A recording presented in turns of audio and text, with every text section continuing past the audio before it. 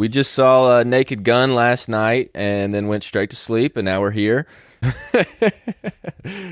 went straight to sleep. It was exciting. It was just too much. I think if we would have tried to dive into an episode, I was kind of tired. It felt like a comedy show a little bit, where you're like kind of tired from like smiling and enjoying the movie and enjoying the show. I can't remember the last time I'd seen a comedy movie where I was like, boy, I'm kind of hurting right now. Yeah, dude, that's the best comedy I've seen in a long time. Yeah, that was so good. I mean, I feel like, too, growing up, I mean, comedies were probably our favorite genre of movie. Absolutely. And I remember, like, you would do this a lot, and I would do it as well, but I remember we'd see a good comedy, and you'd go, man, I want to go watch that again to, like, learn all the jokes. Mm-hmm. And I felt that same way with this one, where, like, I don't know if I'll see it again at theaters, but I could, because I feel like there's so many jokes that I was, like, laughing through. It's very joke dense. Like, absolutely. We probably each missed at least 3 to 4 jokes that, like, when we rewatch it, we'll be like, oh God, how did I miss that? Like, and those are in those type of movies, like The Naked Gun, The Airplane. Those are sometimes some of the best jokes, just that little background pun or something like that. They really, I feel like, stuck to the Leslie Nielsen brand of comedy. It felt like a Naked Gun. They kept the same spirit of the movie, for sure. Like, they did a great job. Like, just even the little stuff, like him crashing his car and stuff like there's just a little mannerisms where it was like, oh, they really nailed it. Well, him like farting in the beginning, like Leslie Nielsen was like the king of fart jokes, I felt like. Excuse me, I don't know whether I can do this. I'll do the best I can, though. All right, we're getting near lunch, and I know you're a little... Well, it was the salmon. Sometimes you just get a wrong piece of salmon. That chili dog scene, that was probably my first big laugh in the movie. And it was one of those things where it started out, and this happened a lot for me, where it started out and I was going, like, even the TiVo joke as well, where I was going like, this is all right. But then by the end, I'm just in stitches. Him just like backing into the corner. I have 5 more hot dogs.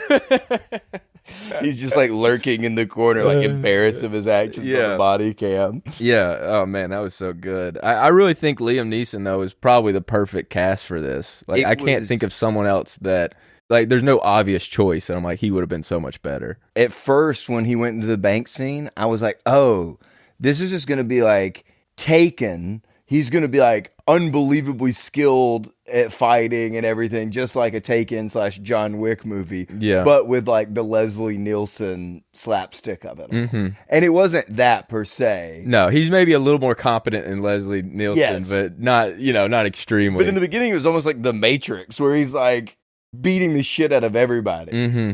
I was very pleased with how good he was. Yeah. No, he did great. Did you know that Ed Helms was originally cast as the role?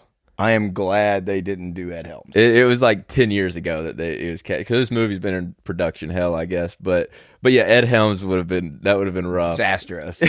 I would have hated. And he's funny, he's funny. Great, but like I would have just been like, oh, Andy Bernard. He wouldn't have played that straight role well. Like, you need someone, I don't know, like if they got a serious actor, like I think like a Daniel Day-Lewis or a Gary Oldman would have been funny to see in this type of role too. More just for the novelty too. Like, look at them doing this wacky comedy. Way funnier than Ed Helms. If Daniel Day-Lewis like, I'm coming out of retirement. It's been 8 years since I've made a movie. I always wanted to do Naked Gun. That would be awesome. That would be hilarious. Okay, so we normally do, what was your ranking / enjoyment of the movie? I'd say let's try to guess each other's. I like doing that. I think that's always fun. I think you're a 9 or a 10, potentially. I did think it'd be funny if I was just like, I'm a 3, and you're like, bullshit. No way, dude. That's how you laugh. No, I'm a 9. I could give it a 10.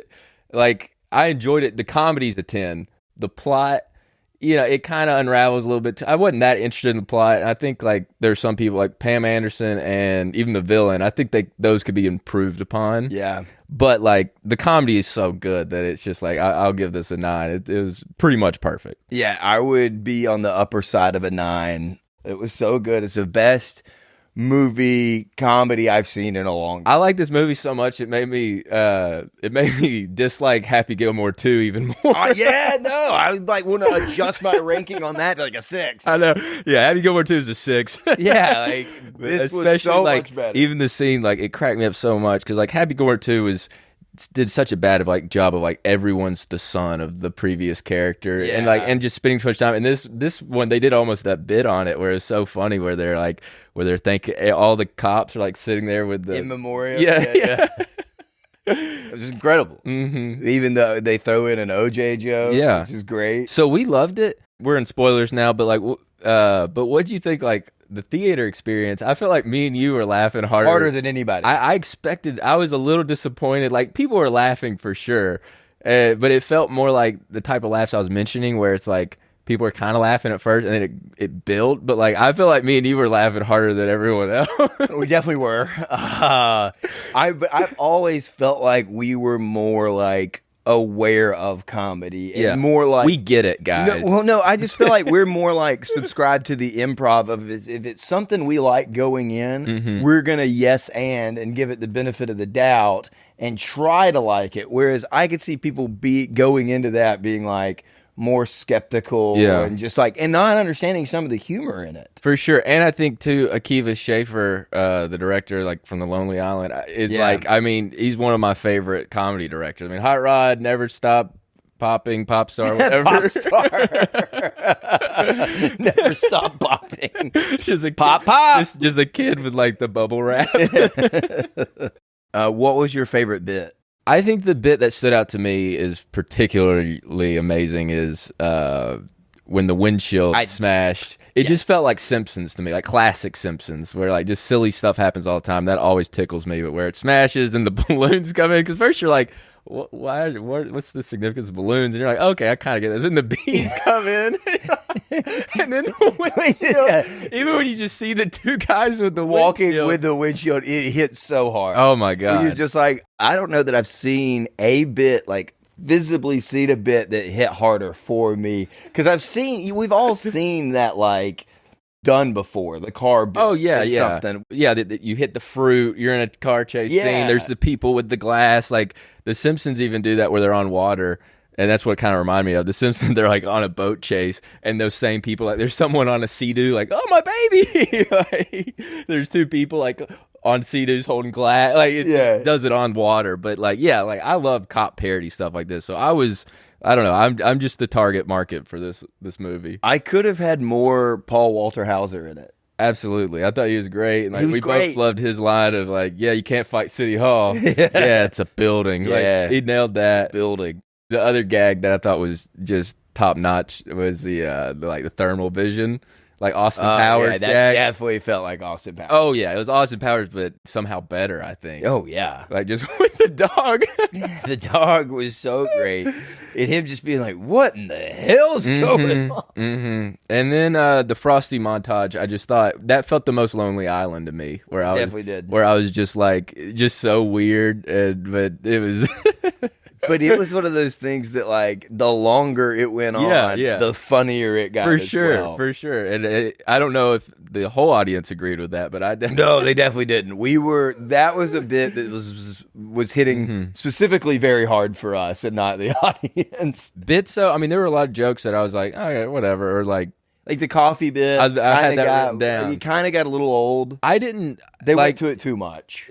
I didn't really ever laugh at that though. Like I just thought like it was like. But here's the thing: even though I wasn't laughing at this movie, I was just like smiling and having a good time. It was a bit that I was like, okay, and then even the owl at the end, I was more like, okay, this feels. Yeah.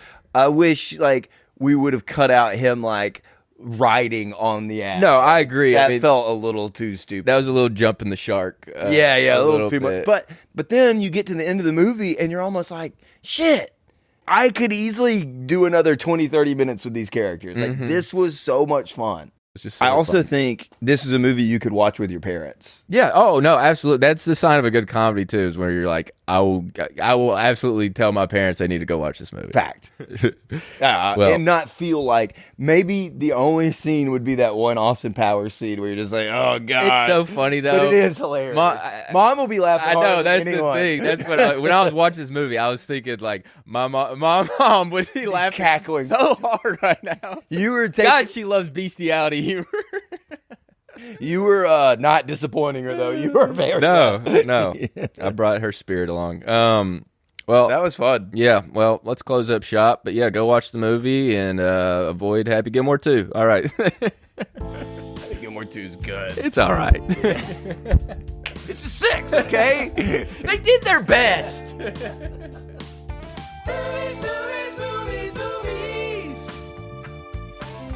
get real.